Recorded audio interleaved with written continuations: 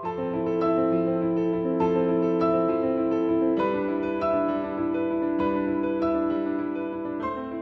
everyone, and thank you for tuning in today. I hope you are all healthy and safe. My name is Helena. I am the coordinator of Anti-Racism and Diversity Intergroup in the European Parliament.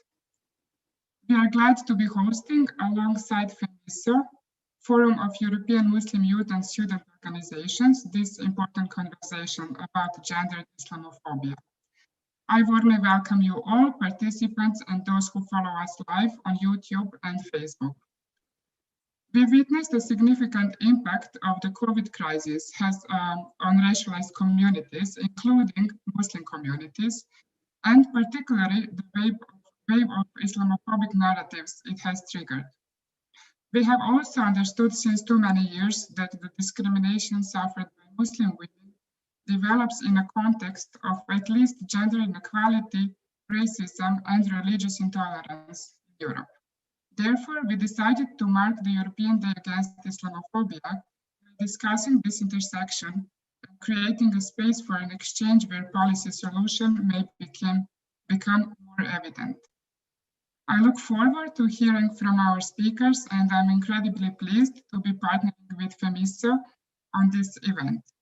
On that note, I pass the floor to Yusuf Hassan from FEMYSO. Thank you, Yusuf. Thank you, Helena, and thank you to each and every one of you in attendance. I'd like to begin by introducing myself. My name is Yusuf Hassan. I'm the head of campaigns at FEMYSO, as Helena mentioned, the Forum of European Muslim Youth and Student Organizations. And we are incredibly proud to be partnering with ARDI for this really special event on the day that is the European Day of Action Against Islamophobia. This event, of course, comes at incredibly poignant times for our society. We are inspired by movements against racism from across the globe and in our region. And we pray and we hope that this world will be a better place and will emerge more progressive and open to all after the COVID crisis that we find ourselves in. I, as a young person who have grown up in Europe and someone who, of course, has lived in this society, can say that Islamophobia has touched every element of my life ever since, of course, I was born. We have grown up in a society where Muslims are seen as the problem, where Muslims and Islam is demonized and misrepresented on a daily basis. Sadly, the crimes that we found earlier this year in Hande, the crimes that we saw last year in Christchurch, the crimes that we see every single day perpetrated against Muslims, Muslim women in particular, are the daily life of many that live amongst you in your communities that adhere to the Islamic faith. And that is why events like this are so important, because it is time for our institutions, it is time for civil society, it is time for our leaders on a European and a national level to take the plague of Islamophobia incredibly seriously, that they begin to divide and actually provide resources to this struggle, that they listen to civil society, and that they center the voices of Muslims and young Muslims like those in FEMYSO in order to tackle this issue, in order to deal with this disease, in order for us to work together and create a society that we will all be proud of. And as FEMYSO, I can promise you all that we will continue to advocate for a diverse, cohesive and vibrant society for all.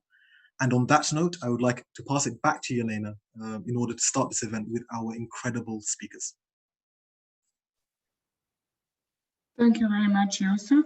It is now my pleasure to give the floor to our hosting MEPs for their introductory remarks. We will now hear from MEP Evin Incir, co-chair of ARDI and a member of Socialists and Democrats from the European Parliament. MEP Incir, the floor is yours. Thank you very much, Helena, and welcome to all participants to this very important discussion on how to tackle gendered Islamophobia. And first of all, I would also, of course, want to celebrate the new anti-racism action plan that was introduced by the Commission just a few days ago, but also especially the proposal that also was presented by the President of the Commission, Ursula von der Leyen, about the anti-racism coordinator. I think that it's very important steps that are being taken right now. And we should have it with us that these steps are not just coming from nowhere. They are coming after all of us organizing together in all our different corner of Europe and of the world, and pushing for an EU that takes responsibility for what is going on right now. We see, as already being mentioned, that racism is growing and racism is hitting a lot of people with different colors and different religions, and people of Islamic and Muslim religion are among those that are being hit worst. And we should also, of course, always have the intersectional glasses on, because when looking on how racism are hitting, we see that a lot of women with a Muslim background are being hit by racism. I'm myself Muslim. I choose not to. I have chosen to not wear a scarf, but I have a lot of people in my family wearing scarves, and I see among them, but I also see among my friends who choose to have scarves, how they are daily being faced with racist comments and being discriminated at the labor market, for example, being isolated or discriminated at the schools and so on. So we have quite a lot to do in order to have this inclusive and diverse European Union that we are so happily talking about sometimes. But this action plan and this coordinator, a part of it, coordinator, I think these are important steps to take. And also, I want to see myself, and I see myself as a proud feminist, but in the feminism debate, I also see one perspective one important perspective that most of the time is missing, and that is that we of course we are fighting for us women to be able to dress however we want, regardless of if it is short dresses or if it is a headscarf and long dresses. And sometimes the other side, the part of having a headscarf, choosing to have a headscarf or long dresses is a bit missed. So I think that there is quite a lot in the current debate and current discussions that we have a lot to do before we are where I would at least want to see that we should be. And for that, there is quite a lot to do.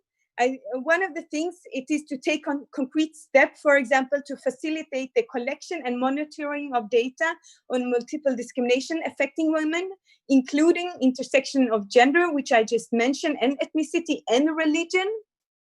But then we also, I think we should encourage and initiate studies and reports that monitor discrimination and on the grounds of religion, gender, and specifically on the gender aspect of Islamophobia that has been already mentioned. Furthermore, the European Commission should initiate infringement proceedings, because there needs to be consequences when we see that, for example, the member states within the European Union are not implementing regulations and frameworks, not at least the framework decision on combating racism and xenophobia. So we should not only talk, we should also must make sure to implement those decisions that we are taking decision on, then that we have decided and we have created together. So there should be consequences when it comes to that. We should also consider launching infringement proceedings under the Gender Equality Directive when systematic discrimination targets only women. So we have quite a lot of different frameworks and directives that we actually could already make sure to use and could already use in the combat against racism and gendered Islamophobia. As I mentioned before, I have myself friends which have been hit very clearly, those with the headscarves. I here in Uppsala, even one of my friends was walking on the street with her baby, or a person I know was walking on the streets with her baby, and then just a random person on the street just came forward and started to started to, first of all, spit next to her, but also then started to say racist comments. These kind of comments was far away from possible just a couple of years ago, but we see that something has happened in the society, and those kind of comments have become more and more normalized. So in parallelly to make sure that we have regulation and directives that are combating racism, we also need to take the everyday discussions when we see that racism are hitting people on the streets, not as I have seen many times, people just turning around or turning their face to the other side and not daring to take the discussion. So we have all also as individuals a responsibility to stand up against racism, because one day it's hitting one person, then the other day it could be you, or it could be somebody close to you. So it is our common responsibility to stand up for each other's rights together, especially if we want to make sure that the European slogan of united in diversity turns into reality and not only is kept as words. So I think I will stay here, and once again, thank you very much to our hosts, and I'm looking very much forward to listen to our participants and learn more from the experiences that many have been facing, but also what we could do more together and what I, as a parliamentarian, could do more of. Thank you very much. Thank you, MEP Incir. We are also looking forward to the next two panels very much. It is now my pleasure to give the floor to MEP Samira Rafela. Samira Rafela is also co-chair of Anti-Racism and Diversity Intergroup in the European Parliament and a member of Renew Europe. Thank you very much, Helena, and thank you to FEMYSO and all the others that have contributed to the organization of this very important event. I would also like to thank, of course, Commissioner Daly for your time and efforts to discuss the topic also with us. And let me be clear, the issue of the projection of fears has caused many anti-Muslim hate crimes that we have seen targeted especially women and girls. I can definitely relate to that as being a politician, a young woman who grew up as a Muslim and has a Muslim identity herself, that the moment that I came into politics, my religious identity was a very easy target to discriminate me.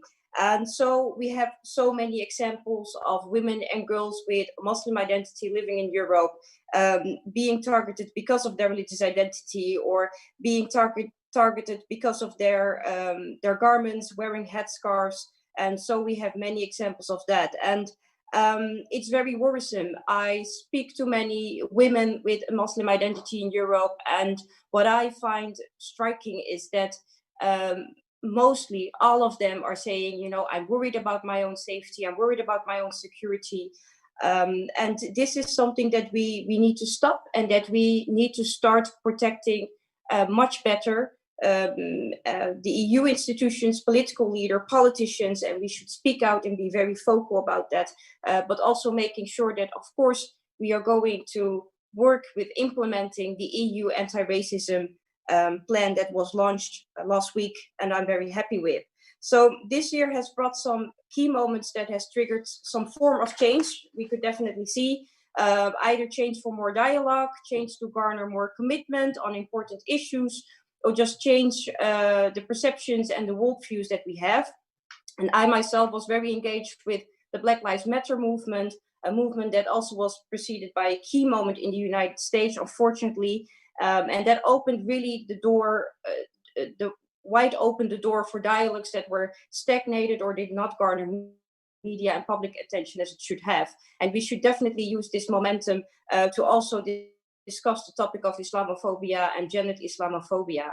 And I think the COVID-19 pandemic has been a very important moment to reflect on why some parts of the society fear women in Islam and find it acceptable to harass women who choose certain clothing due to their beliefs, or just choose for their own religious identity that they want to have.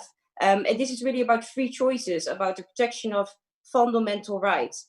And to be honest, we are now in the COVID-19 pandemic where everyone needs to cover their faces.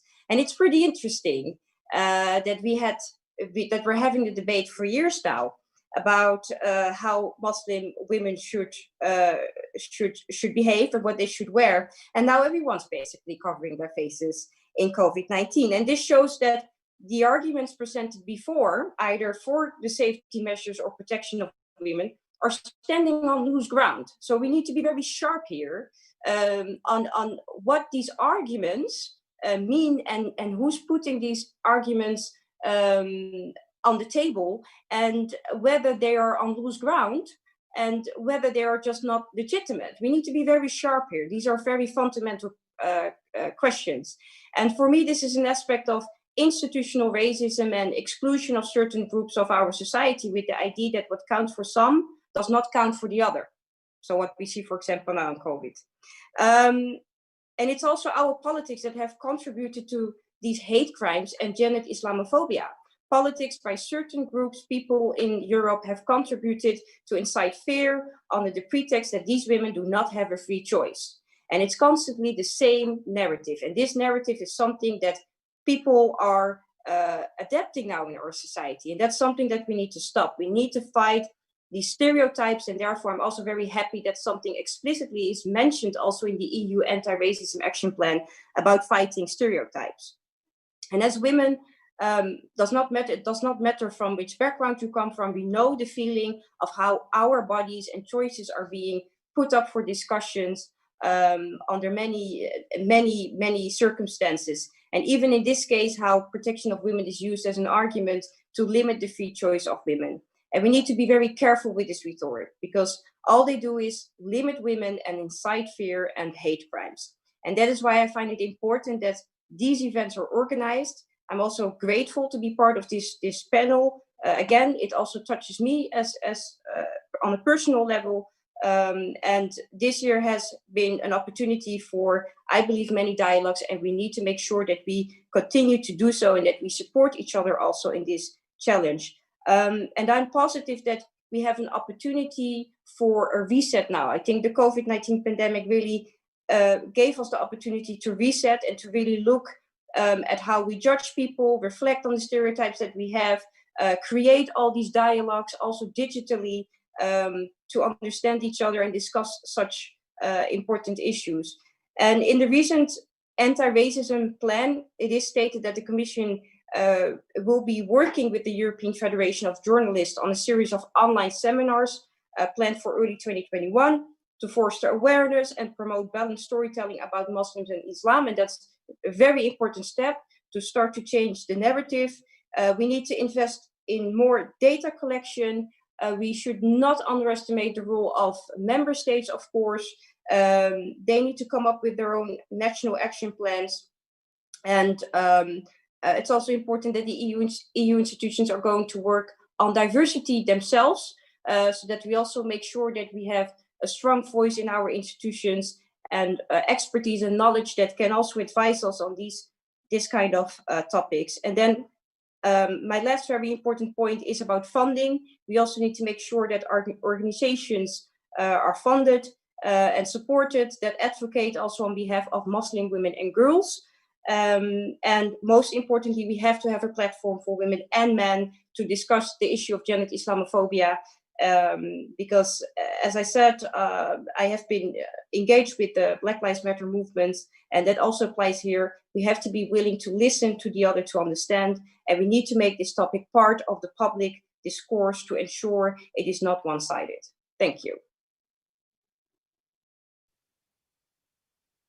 Thank you so much, MEP Rafela and MEP Incir.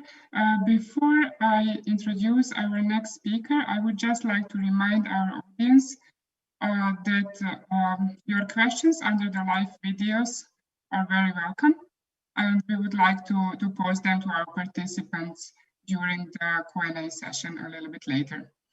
So feel free to pose your questions.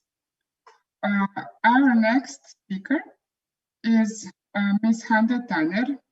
Ms. Tanner is representing FEMYSO, the Council of Europe Advisory Council on Youth. Ms. Tanner, thank you for joining us today. Please take the floor. Thank you very much. Good afternoon, everybody. It's a real pleasure to be amongst you all on this occasion of the European Day Against Islamophobia to discuss a prevalent and growing issue in our society, undermining the fundamental rights of many. Thank you to FEMYSO and to ARDI for organizing and for providing me the opportunity to share my thoughts.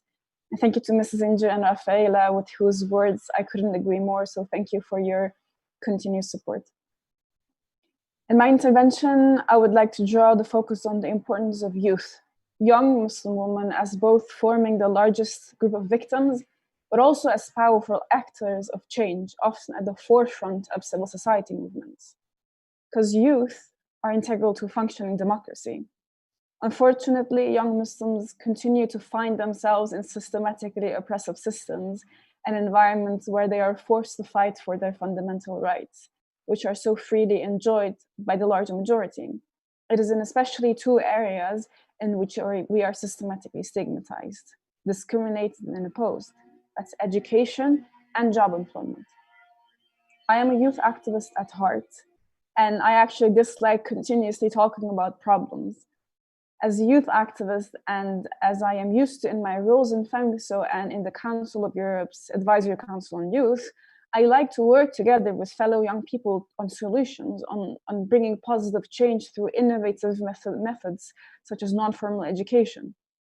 I also know that my fellow young Muslims are actually tired of having to constantly fight for basic rights in order to live their lives sincere to themselves and their beliefs. Do you know how dehumanizing it is to be told that you can't study a subject or enter a building solely because of the religious clothing you choose to wear, as recently happened with Mariam Pouchtou in the Assemblée Générale in France? It is absolutely devastating to one's mental health and well-being, and as a society, we continue to let this happen, especially in certain countries in Europe. Human dignity is one of our European values. However, when it comes to Muslim women, like me, it seems to be forgotten. We have to move beyond these issues collectively as a society. In fact, as young people, we should be exchanging views on new issues such as how AI systems are built by large non-European companies infringing on our digital rights, or on the intersection between environmental degradation and human rights, not about issues that seem to be not solved. But our abilities to contribute are inhibited solely because of the color of our skin and clothing we choose to wear. And that must change not tomorrow, but today. We see Islamophobia as a form of racism which is multifaceted and appears in many different ways. It ranges from describing Muslims and Islam as backwards, as a Trojan horse, contrary to Western democratic values, to policies and legislative acts which actively target veiled Muslim women and Muslim civil society organizations.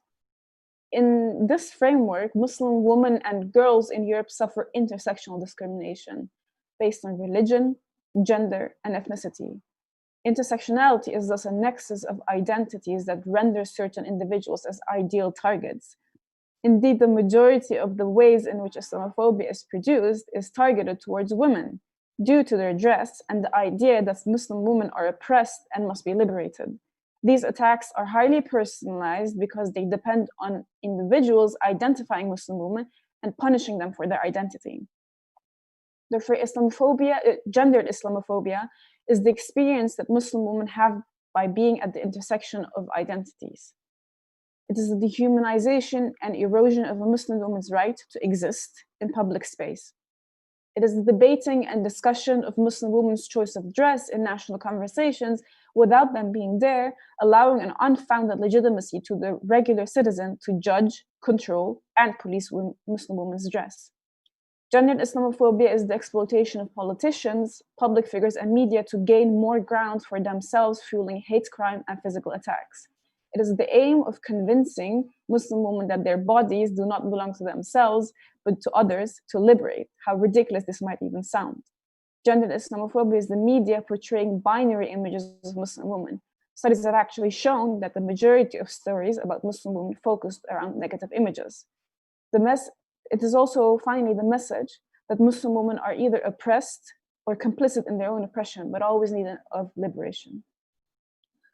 There are more statistical data provided by organizations such as the Fundamental Rights Agency. I'm very much looking forward to hearing from Dr. O'Flaherty.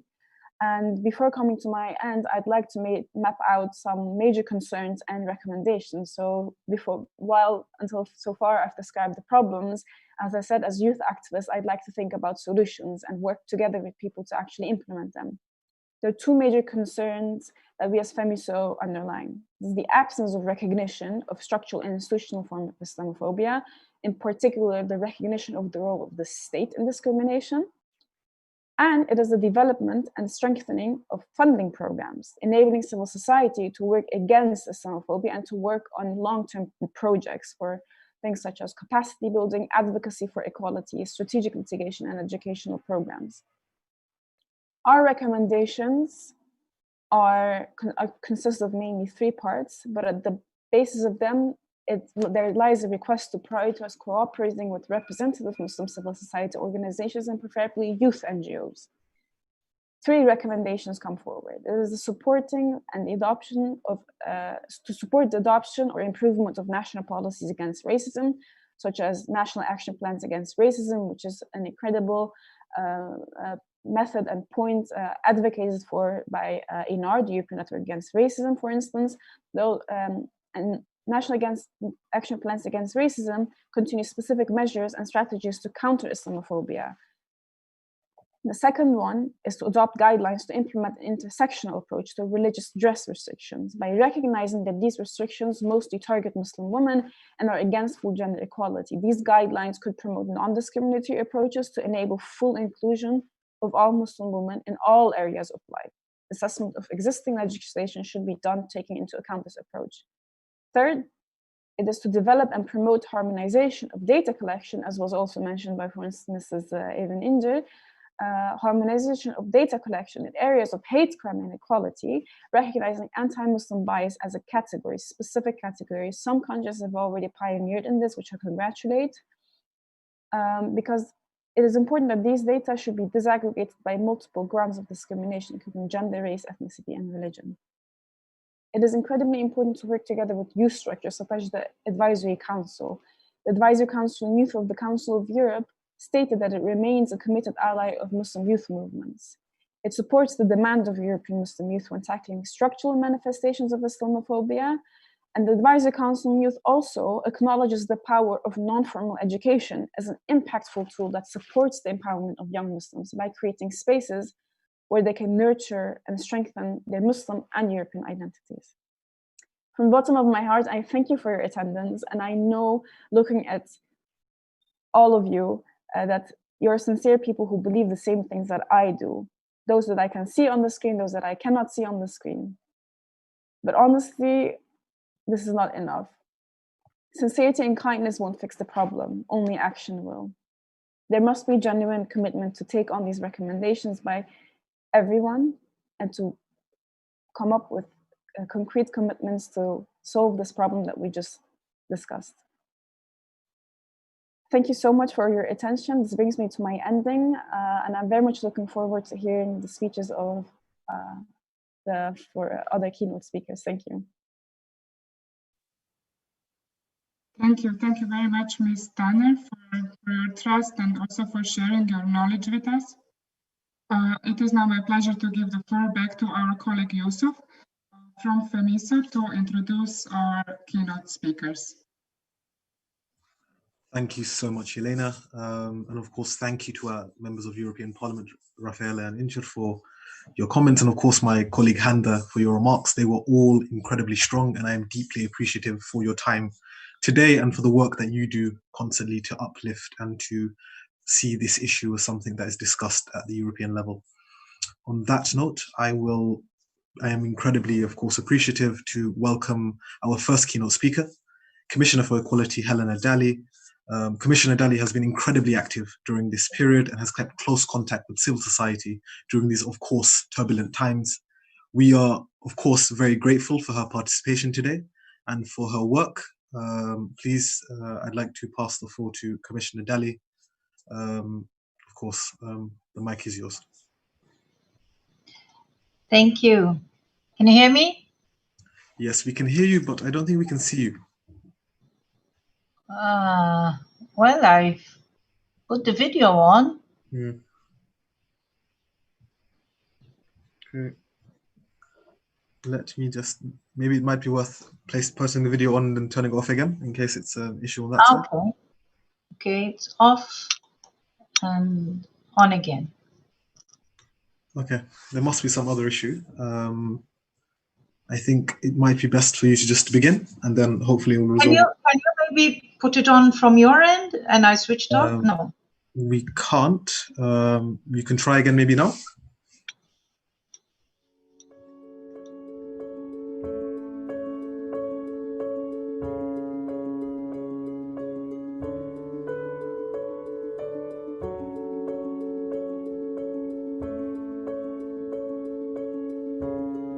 Brussels to Sarajevo, Warsaw to London, Stockholm to Madrid, Budapest to Amsterdam, Rome to Vienna, Strasbourg to Tirana, Berlin to Kiev.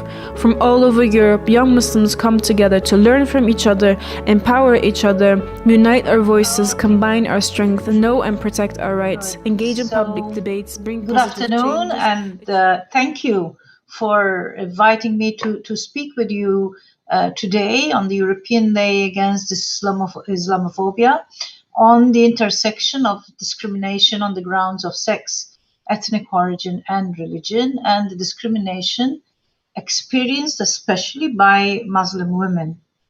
I will reflect on the links between the gender equality strategy and the newly released anti-racism action plan for 2020 and 2025, on how the two approaches must work together to address the discrimination against this particular cohort.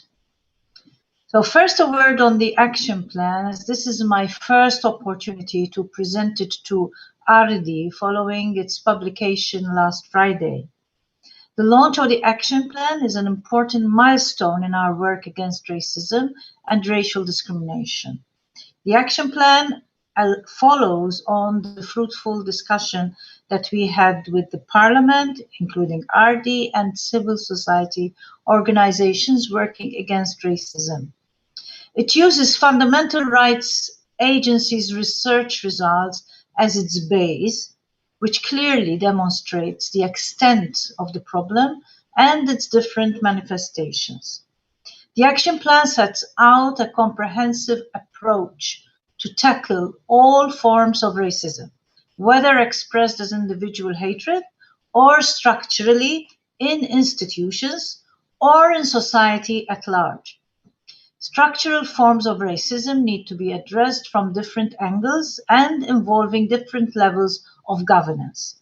Therefore, this action plan addresses law enforcement and the extension of the existing legal framework, the areas of employment, education, health and housing, social attitudes, stereotypes, and economic concerns. We are convinced that a 360 degrees implementation is needed. We cannot be passive about our opposition to racism. Instead, we have to be actively anti-racist. To do this, we combine our renewed effort to ensure that the existing legislation is correctly implemented, gender equality and racial justice are mainstreamed into all EU policies, and funding programs promote racial and ethnic equality.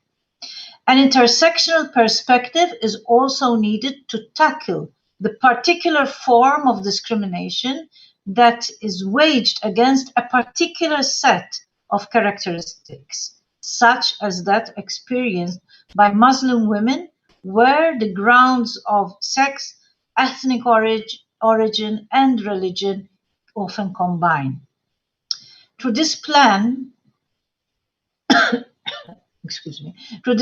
we are also prompting member states to adopt comprehensive national action plans against racism by the end of 2022, so that they address the national and local situations of their respective country. Furthermore, the plan recognizes the importance of having a critical look at our own practices and behaviors as a European institution. In this regard, the plan contains ambitious objectives in terms of increasing racial and ethnic diversity in the Commission staff and introduces obligatory training on unconscious biases. I now return to the discriminatory practices, stigma, and exclusion which Muslim communities are subjected to. Muslim women often experience a form of gendered Islamophobia, where they experience severe discrimination on the grounds of sex, ethnic origin, and religion in the form of discrimination against recognizable elements such as their names and surnames, and ultimately their attire. This discrimination often mixes with additional layers of hardship, such as discrimination on the basis of their social and economic status, which leads to them being severely hampered from exercising their freedom to work and be free to develop themselves the way they want to. The 2019 Eurobarometer on discrimination shows that about 3 in 10 persons would not feel fully comfortable to work with a Muslim person as a colleague. And in general, about half of Europeans believe that discrimination based on religion or belief is widespread in their country. As we speak, a recruiter somewhere in Europe is probably discarding a valuable CV because of a name, a photo, or any other indication of religious affiliation. According to a FRA survey, Muslim women, much more than Muslim men, cite the way they dress as the main reason for discrimination when looking for work. We need to actively fight such marginalization and social exclusion. Indeed, we need to support Muslim women to be fully emancipated and be free to pursue their highest echelons in whichever sector they choose.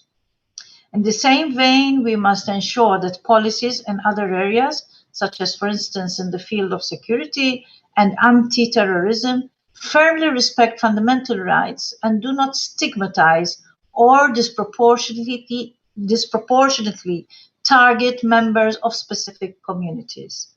This is why I actively include images of Muslim women in the imagery that we use to make sure that they are included when we discuss discrimination in whatever context.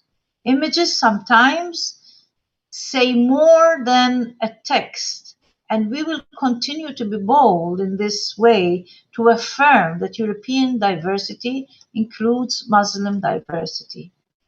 In times of coronavirus and the scapegoating of minority communities, we should celebrate these groups and individuals, in particular women who deliver frontline work, such as in the health and care sectors. Well, excuse me, because I just...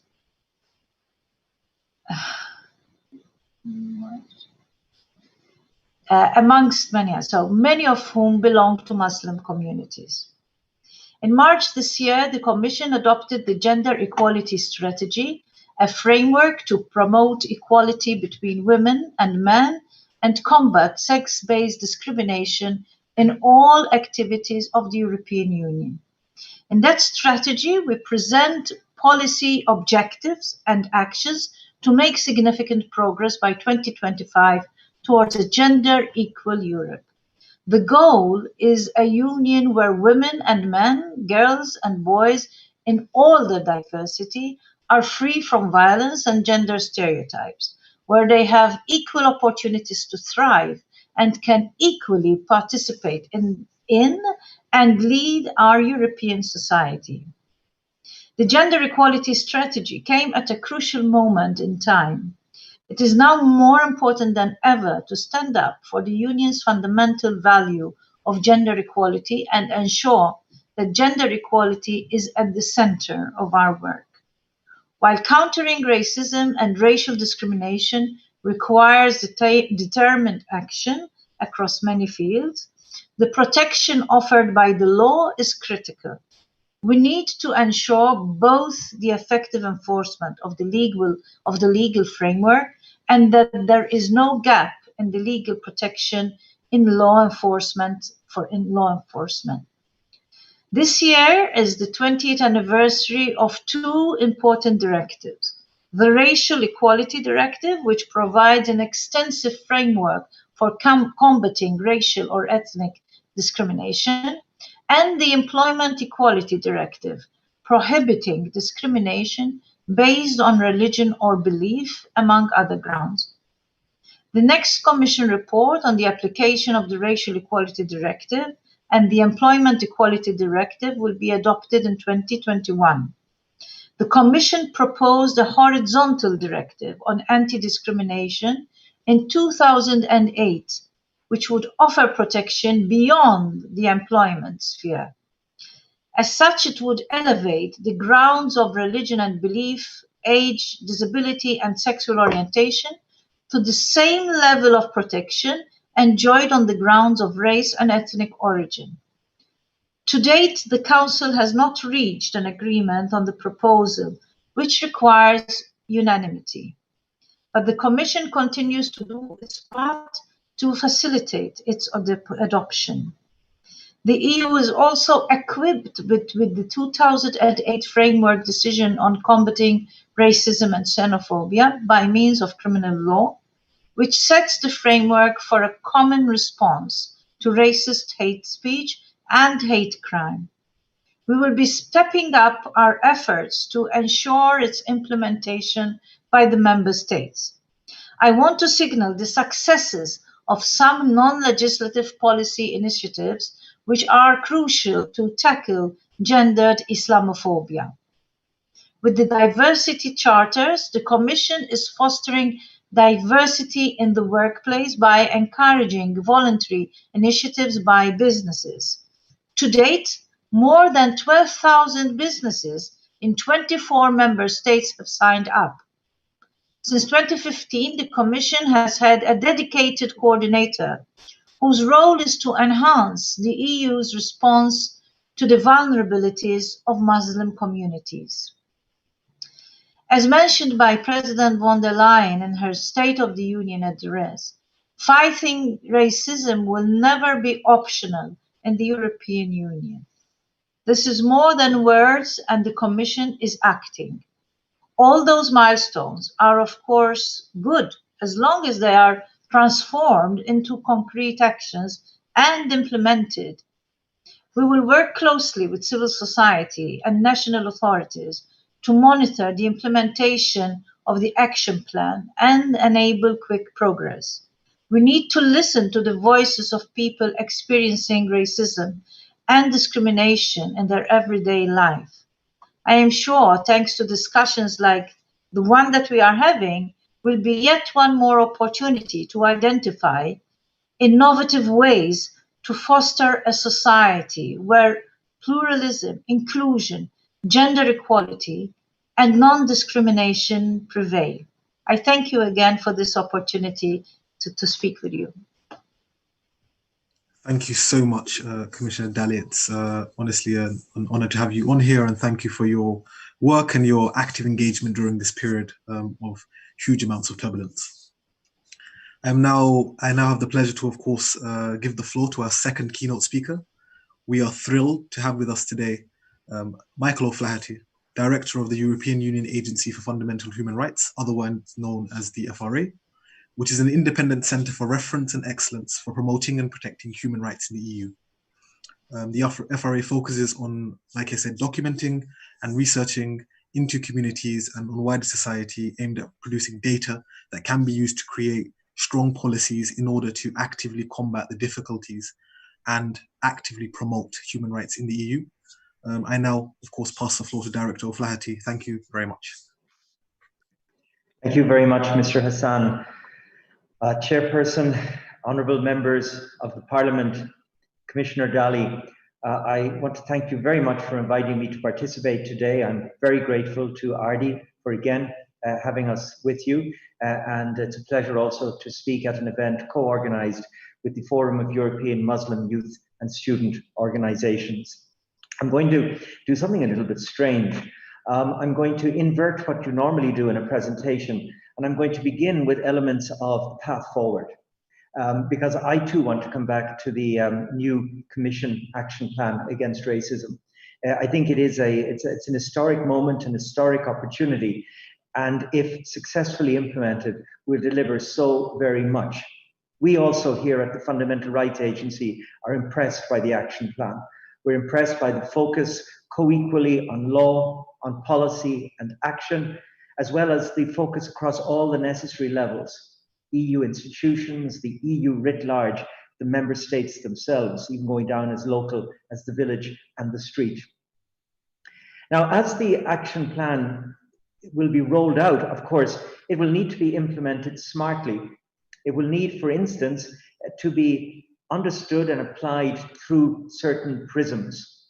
I've mentioned 3 prisms this afternoon. The first, of course, is the typology of discrimination.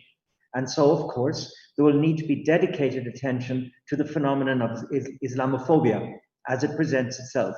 Not some generalized racism, but the diversity of forms.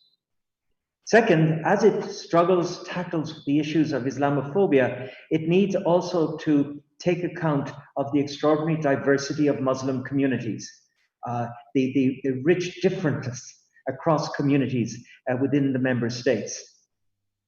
And third of my prisms this afternoon, of course, is the prism of the particular experience of women. And as we have heard today already, the evidence is there that there are particular issues of Islamophobia as directed towards women.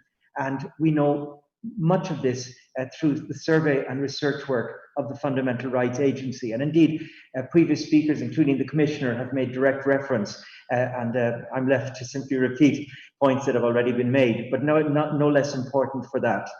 The Commissioner mentioned the 34% of women who tell us that the wearing of a headscarf is a trigger for discrimination. What's telling there is that 34% of women told us this in our survey of Muslim women. Just 4% of men identify clothing as the basis for the discriminatory act. We also know from our survey work that 39% of women who wear a headscarf outside the home say that they experience inappropriate or offensive gestures, with 22% reporting that the offensive gesture rises to the level of an insult or an act of abuse. The Honourable Member gave us far more rich and alive examples of this practice earlier in this meeting, but the statistics are quite notable. Moving beyond our surveys of the experience of Muslims, we also survey the general population. And I was at ARDI just last June, sharing some particular figures that were relevant to our discussion today. And let me come back to just one. And that is the shocking figure that through our survey, we know that some 21% of people in the EU consider it acceptable not to hire a woman because she wears a headscarf. 21%. What is that? 1 in 5. Now that's the EU average. But then when you look at some particular countries, the figures shoot up. In France, the figure is 33%. 1/3 consider it acceptable to refuse a woman a job because of what she's wearing. Now, before moving on, I would share with you at least some elements of hope with regard to figures such as these. It is encouraging that these views in society are less strongly held by young people. And in fact, the EU 21% average that I mentioned a moment ago drops down to 14% when we disaggregate and pull out the group of 16 to 29-year-olds. So I think this is a basis for some hope. Third, in terms of the sources for my evidence on the problems we're discussing today, is our work in monitoring and keeping a very close watch on COVID and the problems triggered by the COVID pandemic and responses to it. Now, of course, we have published in our periodic public bulletins on COVID and fundamental rights damning evidence of Islamophobia in general terms, and some preposterous claims on social media and elsewhere, nonsense regarding Muslims and the virus.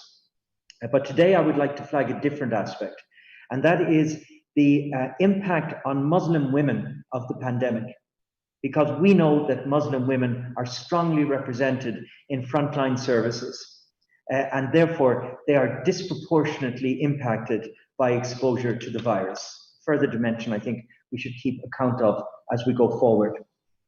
Now, if I may move on, I'd like to make what frankly I consider my central point this afternoon, and that is that it is very important for us as we move forward to accept that combating discrimination against women requires delivery for all the human rights of women. Combating discrimination against Muslim women requires delivering on all human rights for Muslim women. Now, I'm sorry I have to say that. This has been clear in theory, at least since the Great Beijing Conference 20-something years ago. But we still fail to deliver on it. We still seem to have difficulty in giving content to those big statements. And as I reflected on what I'd say to you today, I went back to the writing of one of my heroes. Also, I had the honor of calling her a friend, Asma Jahangir, the amazing Pakistani lawyer and human rights activist who so tragically died in 2018. Asma had many roles in her extraordinary life, but one of them was United Nations Special Rapporteur on Freedom of Religion or Belief. And in 2006, she wrote about freedom of religion or belief, women, and respect for all human rights, and how they all play in together in a way that I think has still not been rivaled. She presented in just 3 or 4 tightly scripted paragraphs the interplay of discrimination with freedom of religion or belief, the interplay of discrimination with health rights, with education rights, with free speech rights, with protection against violence, and so on. I would strongly encourage all of us to go back and read Asma Jahangir's writings, and in particular this landmark report of hers from 2006 to help us map a way forward. And in doing, of course, to acknowledge straight away, evident from the list I just read out, that tackling these problems goes way beyond EU affairs, goes way beyond EU competencies. Within the EU, all of us in our different functions must do our very best, but we alone will not succeed. The breadth of the challenge requires engagement from across member states, from societies, and from all the energies and the channels within our societies. Let me conclude on that point. Dear friends, racism, Islamophobia, misogyny are not the problems of persecuted peoples or the victims of discrimination against women. They're our problems. They're the shared problems of our entire societies. We within our societies must change. We must confront our own racism, Islamophobia, misogyny, if we're to make any meaningful progress. It is in that spirit that I very much welcome, returning briefly to the plan of action, I very much welcome the focus on this dimension in the plan of action. I welcome the investment or the reference to the need to invest in education and awareness raising, the need to tackle unconscious bias, the roles and the potential roles of Erasmus Plus and the European Solidarity Corps, as well as of the Radicalization Network. And we could add many more to this already extremely valuable list. But friends, to wrap up finally, as we proceed together to confront these great issues, I want to assure you of the sustained solidarity, support, and companionship of the Fundamental Rights Agency, as together we play our roles to achieve the union of equality. Thank you. Thank you so much, Director Michael Flaherty of the Fundamental Rights Agency, for your remarks. They were incredibly poignant and ones that I think we can all reflect upon. And thank you for, of course, addressing the action plan against racism. I think it's, of course, incredibly important that we see mechanisms like that put in place and ideas manifested through that plan. I hope will make the lives of Muslim women and, of course, Muslim and people of color across the European region better, and I am sure the Fundamental Rights Agency will play an important role in being able to manifest that vision that we hope to see, which is, of course, a Europe that is for all, and a Europe that, of course, gives and actually is able to provide for all. I, of course, also would like to thank Commissioner Daly for her remarks. Please, and this is, of course, before I pass it on to our moderators for the panel, do ask questions on Facebook and YouTube. And we are very lucky, of course, that Director Flahati has decided to remain for the end of the event. And I think we will ask you to come after the panel to maybe provide some remarks on some of the questions asked instead of direct questions during the Q&A, if that's okay with you. On that note, I will pass the floor and the mic to Sania Bilic, Dr. Sania Bilic of the European Forum of Muslim Women, who will be moderating the next session of this event. Sania, thank you so much for agreeing to be part of this event, and I would pass the mic to you. Hello, everyone, and thank you, Yusuf. Thank you to ARDI and FEMYSO for organizing such an important event on such an important topic. Thank you also for inviting me to moderate. I am Operations and Policy Manager for European Forum of Muslim Women, and we are very much and very acutely aware of all the issues that have been mentioned so far. We've been on the ground since 2006, so I would like to see that since then there were improvements, but unfortunately what we're seeing is just increase of Islamophobic attacks and general Islamophobia, particularly towards Muslim women. So our work is as important now as ever, and we just really need to work with everyone together, and we would like to be involved in as many consultations as possible, because we have 19 organizations that are part of our network, and they are spread throughout Europe. What we're hearing from ground is different issues affecting different communities of Muslim women. We have heard our speakers talk about intersectional discriminations. Lots have mentioned gender, of course, religion, ethnicity, but we also need to think about class. And this is very important and kind of usually missed aspect when we consider Islamophobia. So again, thank you very much for organizing this. Thank you for the keynote speakers, especially Commissioner Daly, whose words really, really moved me and were very encouraging for our work. Okay, so how this panel will work. We have 3 speakers, and I will briefly introduce them. They will present and talk about gendered Islamophobia from their own experiences, and then we'll have a discussion and questions. So just briefly, we will start with Anna Bianchi, who is Communications and Advocacy Officer for Project Meet at Fondazione Riabero della Vita, I hope I pronounced that right, which is an Italian NGO, which has been working for more than 20 years in the field of child protection, promoting effective initiatives to ensure well-being, to protect and promote rights of children and young people. We also have Fatima Zahra Yunusi, who is graduated in International Cooperation and in Business Sciences. She's consultant in energy sector, and she's strongly involved in fighting Islamophobia in Muslim community in Belgium through youth empowerment, youth education, and gender equality. And we also have Tommaso Chiampiarino, who is since 2018 European Commission Coordinator on Combating Anti-Muslim Hatred. His role of the coordinator is to be in direct contact with civil society organizations, working on the ground and establishing connections with national authorities and other international organizations. He's also concerned to ensure that issues related to inclusion and non-discrimination of Muslims or people perceived to be Muslims are mainstreamed in different policies, and to raise awareness within the Commission, including on the political level, about anti-Muslim racism and discrimination, to foster messages and actions to tackle it. I thank you and welcome all three of you to this panel. So just to begin, please, Anna, you can start now.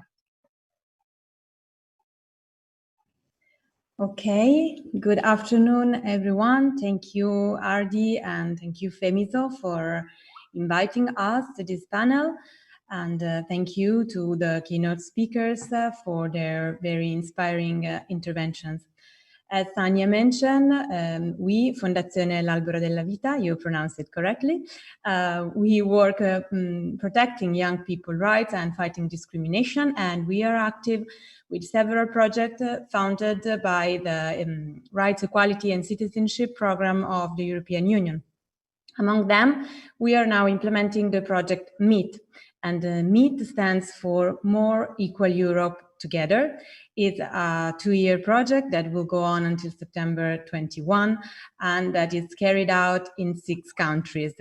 Let me mention our partnership. In Belgium, we work with Pour la Solidarité. Partners Bulgaria Foundation is our partner in Bulgaria. Subjective Value Foundation is in Hungary. In France, we work with Peace Solidaire. In Italy, together with us, is working La Bottanta Film and Progetto Aisha. And our Polish partner is the Polish Migration Forum. And then, of course, FEMYSO is working with us, advocating at EU level. This project's aim is to contrast gendered Islamophobia, and we are trying to do it involving directly young people and local communities. Our approach is a bottom-up approach, and we started this project inquiring on the level of discrimination suffered by Muslim women and on the perception of Muslim women and girls in mainstream cultures. So far, we did this through focus groups. We held 12 focus groups in the last 6 months.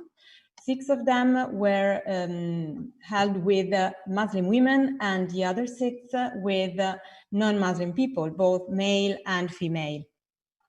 In total, 140 people took part in these focus groups.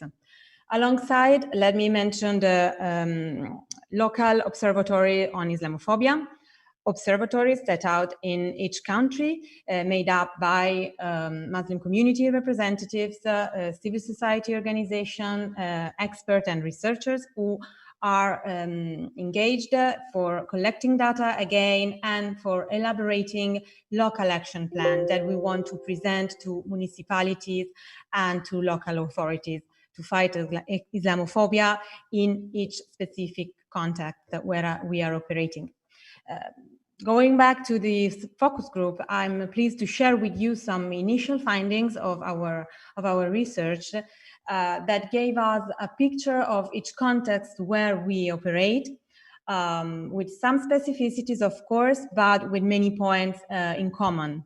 From these sessions, it emerged that discriminatory acts against Muslim women take place in the public space mostly.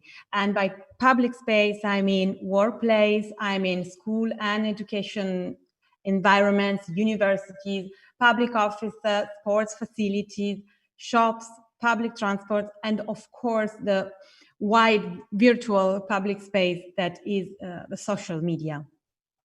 The answers confirm what has been said before in this panel, also that the majority of Islamophobic acts against Muslim women are due to their garments and to the wearing of the headscarf.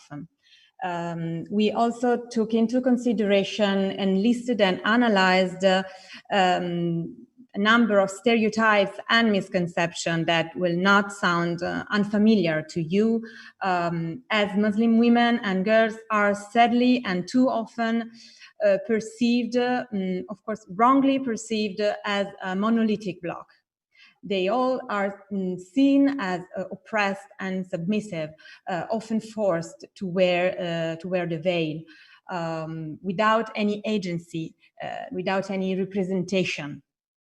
But two aspects that I think are key aspects that have to be addressed that came out from our focus groups are: one, the lack of information or negative narratives that regarding Muslim culture and the role of Muslim women in society, within school system, within education environment at large.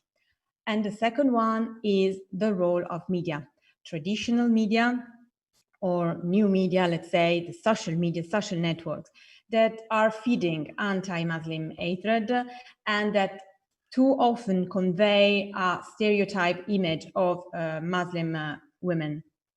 These are the two aspects that occurred the most in the focus group we held. With our project, we will go on, as I said, working with young people. In the next month, we will engage 180 people that we like to call equity defenders. They will be involved in video making laboratories and debate training session, because what we want to do is to stimulate among them a dialogue, a discussion, and the elaboration of a different thought, of a counter narrative. And we would like to express this counter narrative in a web series that will be directly designed and shot by the equity defenders. We will spread this web series through a campaign that I hope will arrive to you all and to European institutions as well, because of course we are well aware of the need we need to have the attention of European institutions, and we are very pleased. We are more than glad to listen to the latest announcement made by the Commission last week, and to all the points that Commissioner Daly has put forward. So we will do our part with this project, fighting together this very urgent matter. Okay, Anna, thank you so much. This is really, really interesting piece of research, and really interesting two key aspects that you pointed out. I think most of us in the field are aware of these two aspects, and we try to emphasize them at every point, but it's really good to have substantive evidence to actually prove that too. And this is, I think, what a number of the speakers have mentioned as well. We really need much more disaggregated data on incidences of Islamophobia. And this is really good to see that you are doing this. Also, what's interesting for me is that your research is definitely sounding like participatory research, where you're actually not just looking for the data, but actually looking for solutions and counter narratives, as you say, in the process. So thank you very much. We will discuss a bit more, but I want to pass the floor to Fatima Zahra, and to hear from her now. Thank you. Fatima, the floor is yours. First, thanks for having me in this panel and giving me the opportunity to present the collective de Sans Diplômés, the 100 Graduates Collective, which is doing a consequent local work on fighting gender Islamophobia in Belgium. Maybe to understand the creation of the collective, we will need to go a little back in time. It has been 3 or 4 years where students decided to complain against the school regulation that does not allow them to follow their study wearing hijab and headscarves. What was our surprise when the 4th June of 2020, the National Constitutional Court took the decision to uphold the ban on students from wearing religious symbol in higher education. This decision gathered a lot of reaction on social media, and one of them was from a group of young women activists that decided to organize a protest in Brussels. And at this moment, we do realize that this fight has been last for too long, and that it has to stop. And a consequent number of graduated women wearing hijab that have been through those kind of discrimination experienced it in many ways, decided to bring support to the future generation. And that's actually how the collective has been created. And yeah, so in this collective you can find more than 100 graduated women. By the way, they are doctors, they are architects, they are engineers, they are teachers, sociologists, nurse, accountants, not easily doing for them. And they have decided to put all their competencies, knowledge, and experience in support against Hijabis women discrimination. The image sometimes say more than a text. That's what has been said before, and we do believe so. That's why the 100 proudly stands with our graduated hats during the protest to show support and share the strong message to the future generation that they are not alone anymore, and that we are all here to support them in their willingness of being part of society. So most also of those women have been activists from the time they realized that as Hijabi women, they will have to be. And today, the 100 Graduates Collective want to give the structure to those women to act in an organized and effective way by gathering action in one single vision. The one to make possible for every Hijabi woman to not have to choose between her faith and her rights for studies and professional life. So we also want for every Hijabi woman to not be stuck in thinking on how she is gonna get into the society, but on which place she wants to take. We want fulfilled and strong women that can take decisions for themselves and without being infantilized by the society and do not being stigmatized on social media and media in general. So the collective has engaged itself to be active and take a strong position in every context that impacts Hijabi's women's rights in terms of social and professional insertion. We want Muslim women to be accepted and emancipated and accepted first, as it occurs that the emancipation is something that is that is wanted also from the community, for the society, but they have to be accepted first. And I think that they can speak for themselves and not being represented by any other organization. And our main path is to be present on political action, mediatic intervention, political lobbying, and to have impacts on legal level. Should maybe I remind that Belgium is the only European country that still forbids the adult women and citizens to wear a religious symbol in higher education, and that this decision is not having an impact only on the women concerned by hijab, it's concerned all society, while those women that have to face social and psychological impacts in their life are more likely to be condemned to have lower career future perspective, and they are more likely to be in school drop situation and in long term being an additional charge for society, as they will depend financially on the collectivity. While Belgium is facing high rates of unemployment issue, we are wondering how the government wants to tackle these aspects by restricting the access of education. And the collective is here to say that this issue has been left for too long, and it has to be tackled today better than tomorrow. Thank you very much, Fatima. That was very insightful, and it's really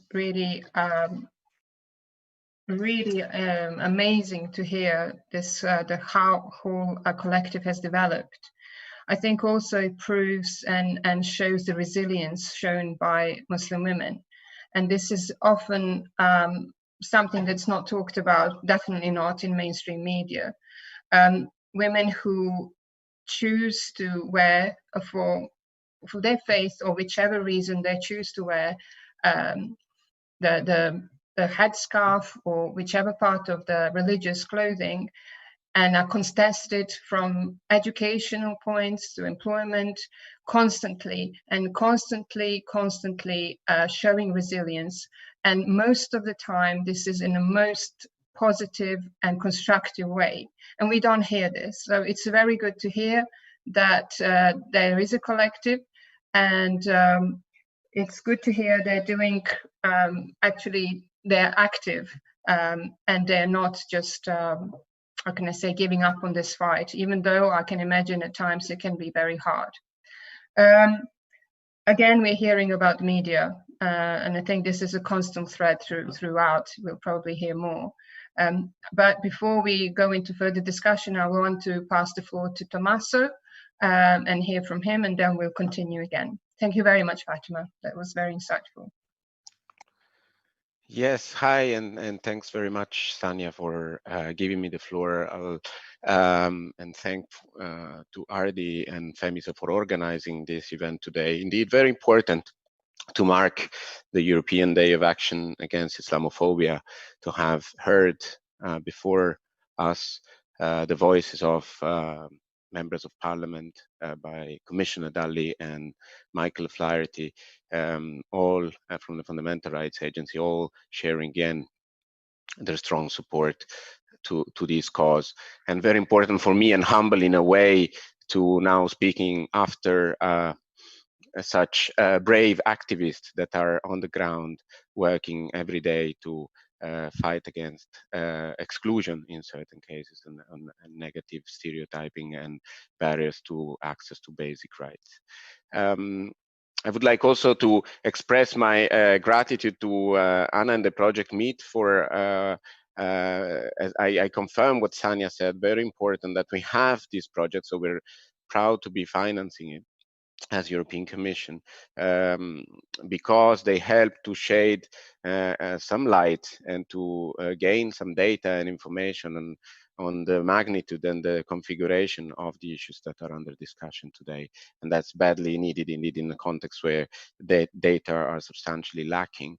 I'd like to add to that figures I saw, by the way, yesterday or the other day, published by the Belgian Collectif contre l'Islamophobie, saying and mentioning that 9 out of 10 of the episodes of racism, hatred, and discrimination experienced by Muslims in Belgium concerned women. So that gives again, I think, the magnitude of the issue that we're talking about. I'll speak very briefly from the perspective of the European Commission and the work of the coordinator that has been introduced before.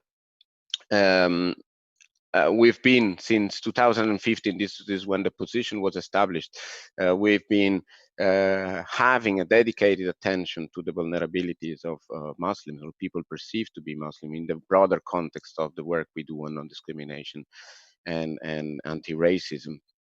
And of course, we're extremely glad now to have seen the birth also and the launch of the anti-racism action plan, because that strengthened substantially the framework in which we have and we will operate in the future. Many of the players that are in the room today have been key allies into the work in the past years. Civil society organizations that are organized the event and are participating today, members of parliament and their staff, ARDI coordinators, of course, and the Fundamental Rights Agency too. Altogether, we tried to go from broad issues and going down to the ground and identify areas where we could strengthen, in particular, the connections and the cooperation between actors on the ground, from the public authorities side, law enforcement, civil society, and other important actors. Let me just mention a few of these processes that we have started and hopefully will lead to important results. The first one, very recent, we held a conference in June with Equinet, the European network of equality bodies, and namely to find ways where strengthen cooperation between civil society on the ground and equality bodies can help, for example, the reporting of episodes of discrimination or hatred, or going together to court, let's say, through strategic litigation, or raising awareness of the general population through campaigns. So we've been trying to foster that link, and there will be a follow-up in the coming months. The second area is we've initiated from this perspective, actually, from the perspective of tackling anti-Muslim racism, we've started as a commission a process of connection with cities and local governments, which we consider instrumental to actually foster social inclusion and tackle non-discrimination on the ground. And through that process, we've been connecting with networks such as Eurocities, the European Coalition of Cities Against Racism, and other initiatives, including with the support of the Fundamental Rights Agency. And I'm very glad, actually, that both of these streams with equality bodies and cities are duly reflected now in the anti-racism action plan, meaning that there's a recognition that these are indeed key focus areas on which there's a need to intensify our work. And the third one, equally important, is the work with journalists. MEP Rafela mentioned before, and then Commissioner Dalli also referred to this work. Very important we're doing together with the European Federation of Journalists. We plan to have a series of training and capacity building events involving journalists from all over Europe, trying to indeed foster balanced storytelling when it comes to Muslim, avoid stereotyping, and of course then there will be a need not only to have that, but also to have, let's say, activism in the journalism profession to actively advocate for these issues as part of their work. And the very last point I'd like to make is the work we've been done internally. We've been initiating for the first time last year trainings on unconscious biases based on race, religion, and ethnicity for Commission staff that will, as Commissioner Dalli mentioned, become now obligatory for certain Commission employees. So Commissioner Dalli said it much better than I can say, but let me stress that we are now, I think, we have a momentum from a policy perspective. There's the anti-racism action plan and a gender equality strategy. So we have a strong policy framework to act, a unique opportunity to act and to bring in member states in particular into trying to make a difference, trying to make visible what is invisible, like the too widespread discrimination against Muslim women, in particular wearing the headscarf. Thank you. Thank you very much, Tommaso. We have Michael and Samira who need to go quickly. So I just want to pass the floor to Samira if she's still there, because she would like to make a point. And then we have a question for Michael. So Samira, please, floor is yours. Yes, thank you so much. I very much enjoyed this panel because so many important things and insights were being shared, and this is for us as MEPs very important to take into account and to make sure that we ask the right questions and that we do the right things also in our own institution to raise the awareness. So what my team is going to do is, of course, to register the insights that you have shared very, very carefully. And we will stay close in touch, of course, also with FEMYSO, but I also invite all the others that have participated in this panel that if you would like to communicate, to connect with us, please do so, because We need the cooperation on all layers in society, on different levels in society. I believe that only if we do that and if we leverage all this, that we can be a strong voice and a strong act against Islamophobia and racism in Europe. And I really want us to be a movement that is going to be strong and exists of all kinds of people with different backgrounds, having different roles in society to be a strong voice against Islamophobia. So I thank you very much for joining this very important meeting, and let's stay in touch. Thank you very much, Samira. Your views are much appreciated, and thank you for your closing remarks as well. Thank you. Goodbye. We will be working together. Definitely. Okay. So as we say bye to Samira, just wanted to ask any of our speakers who are still there if they have any questions for the panel. If no, then I have a question for Michael. Just a second. So, will there be a focus survey on impact of Islamophobia on access to education and youth employment? Thank you for that question. It isn't currently planned in that way, but we can certainly take that question back to our colleagues and see if it can be integrated into our next major survey of the experience of Muslims and other minority groups in Europe. We'll be going into the field for that survey next year with the results in 2022. So this is exactly the right moment to make suggestions to us about how to frame it. While I have the floor, if you'd allow me, because I also will have to slip away, I didn't mention in my presentation a database of ours that I feel could be better known. It's the Anti-Muslim Hatred database. I'd like to encourage people participating in this meeting to have a look at it and see how you could use it in your advocacy. One thing it doesn't do now, which we're going to have to tackle, is it doesn't disaggregate the experience of men and women. So, for example, it couldn't give us the figure that we heard from Tommaso right now, the Belgian figure. This is something we need to look at. I'm told it's challenging, but I want to assure you that we will look at the possibility for disaggregation as we further develop the database. Thank you. Yeah, thank you very much, Michael. That was actually going to be my question to you, because as we work with Muslim women's organizations, and we are seeing this gap really in data that accounts for gender. So it would be good to speak to you at some point about this and how we can help and develop this further, if that's okay. Sure. Thank you. So I've got some more questions.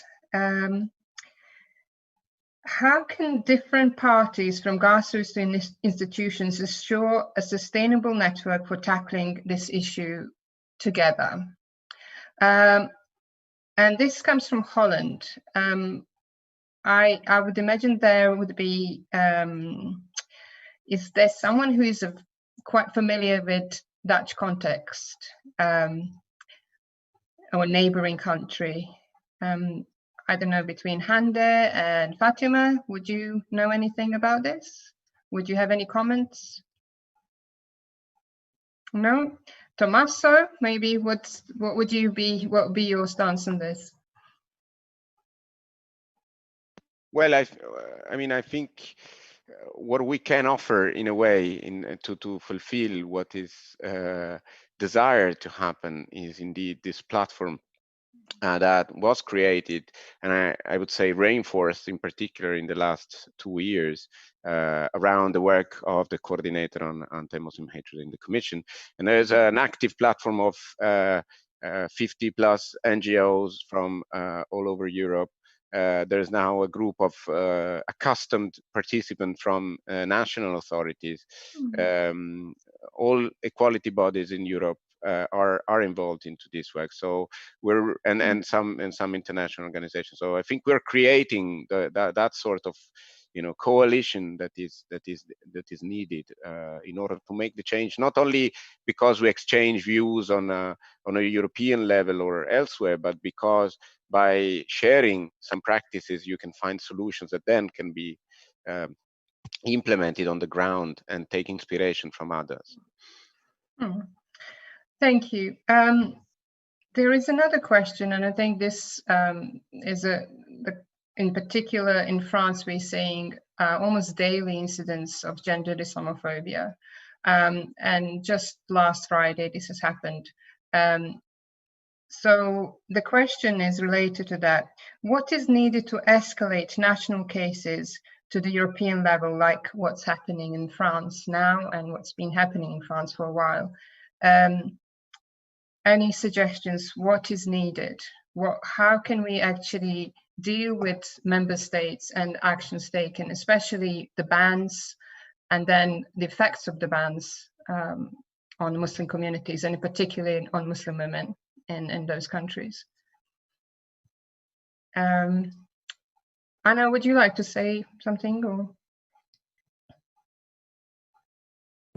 Well, maybe Hande or Yusuf could help better, but from my part, I can say that the coordination and working together of civil society can actually help because we can work closely together, and from a bottom-up perspective, we can put our instances together,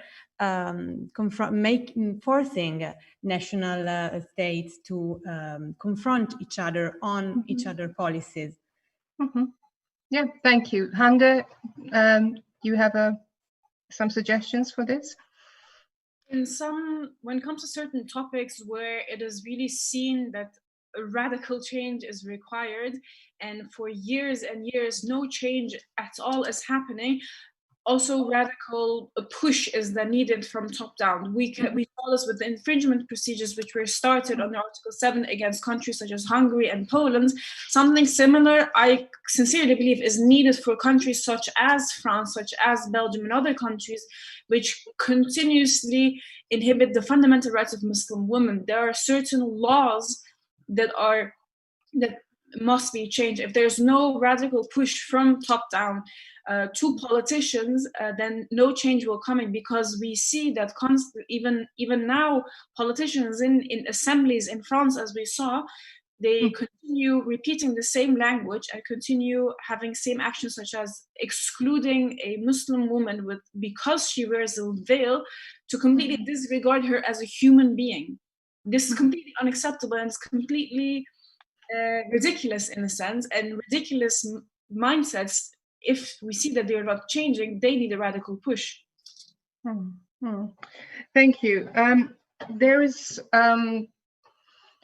I suppose this is the kind of when civil societies and our activities, our advocacy efforts, our policy papers, everything we do, we often probably kind of measure that, okay, we can do all this, but if from top down we have in legislations, we kind of hitting the wall.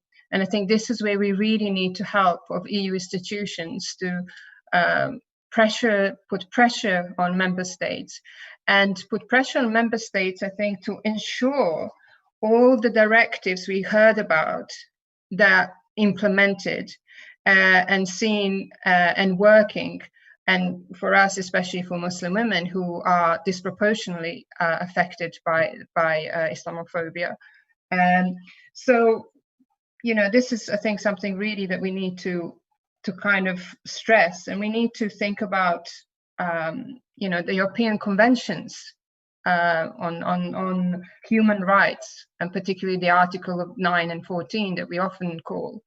And I think member states really need to be accountable and take measures to actually work on those bans and see. I think what I'd like to discuss briefly, maybe we can start with Fatima on this. Is this, we mentioned this notion of agency, which is very much sociological concept, and it's basically freedom to choose something. And often in European countries, we believe we are, you know, when we discuss women, we discuss this notion that women are free to choose what they wear, how they want to be educated, what kind of employment. However, we know the realities of all women in Europe are quite different, that the choices are often limited by different kind of structures that exist. Now, but it's interesting when we talk about Muslim women that this kind of discussion changes to another level, that the Muslim women almost become, I think, like Fatima said, like infantized, like they do not have ability to think and choose. And if they do choose to adopt certain dress code, is because they've been pressured, they've been oppressed, they simply do not have ability to choose themselves. And I think this usually is a tool to justify, at least initially, lots of legislations.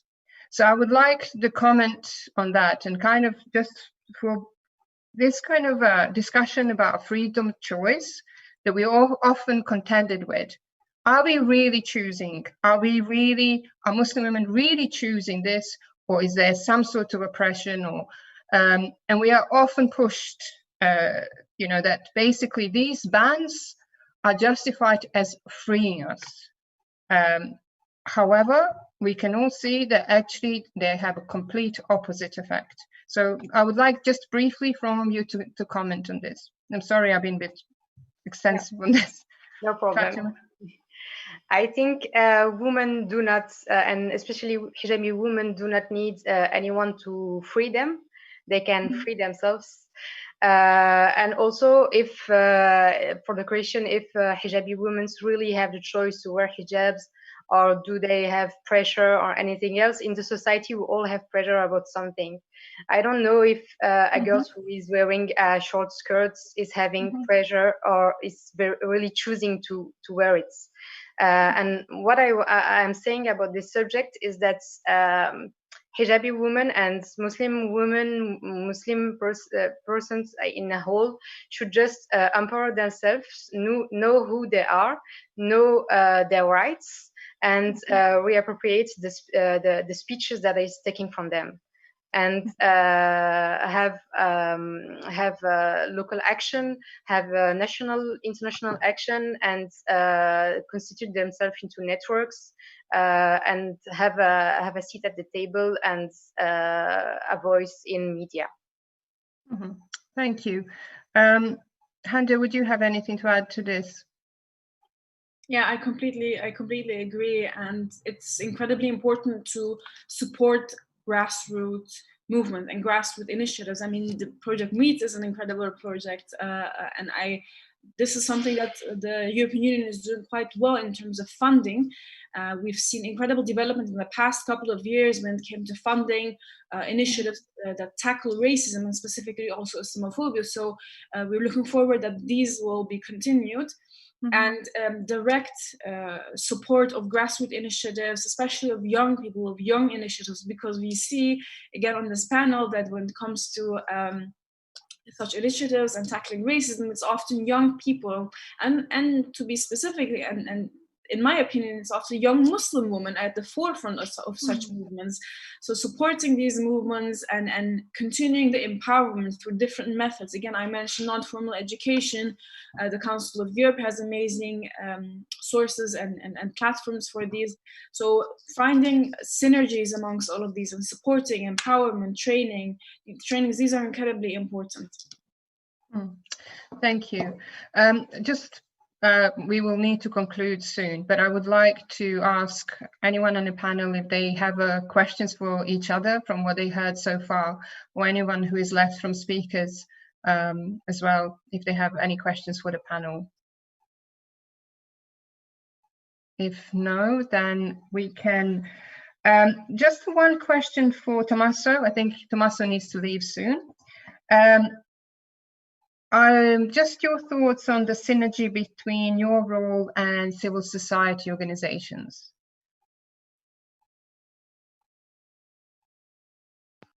Yeah, I mean, I said it previously. I think from our side, what has been sent as a message in general, especially I can speak about when I started to do this work, was a message of openness towards having constant and regular dialogues with an enlarged network of civil society organizations, including from the ground. So not only networks based in Brussels who do a commendable work, of course, but also opened up to NGOs that are working from the ground.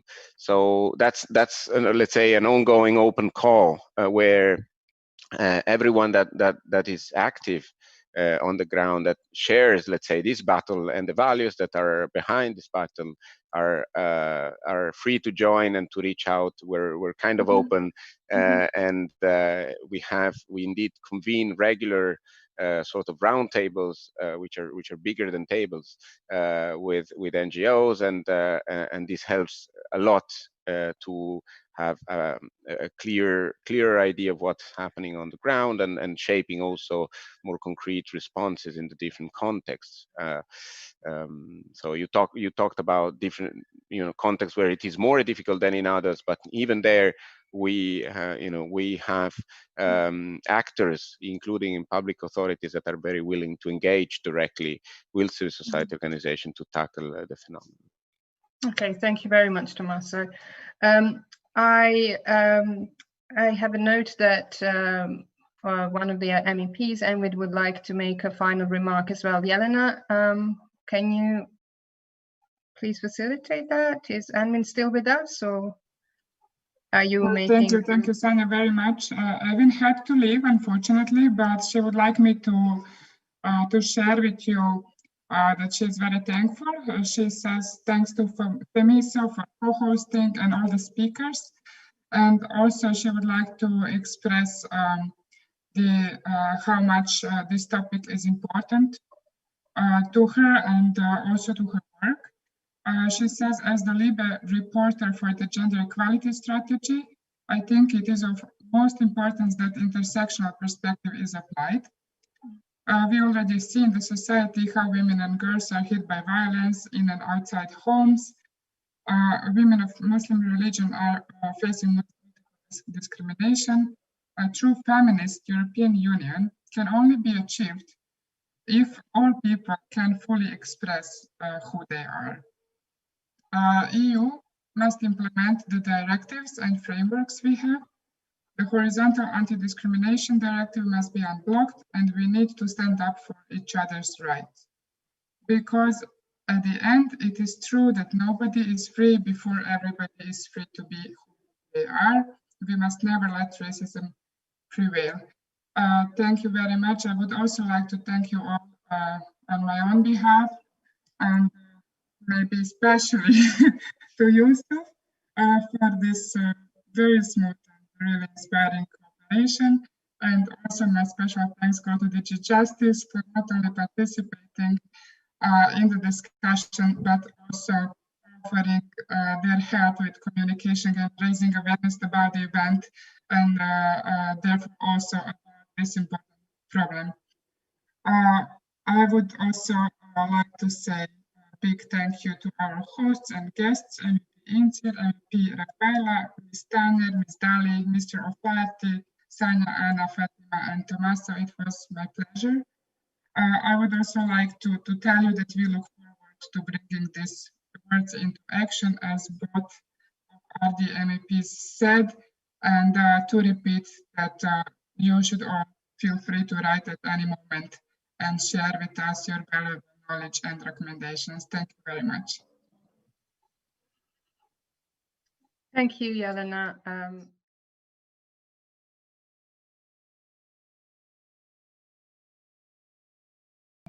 I'm hoping that we won't wait much longer for non-existence of this day, so the time when there will be no Islamophobia. And that's, I think, we're all here to work on that hard.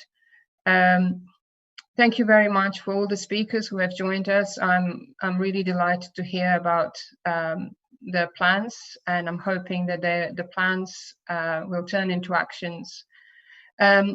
I'm also very grateful for the panelists and their input, and yes, let's work together and collaborate on this issue.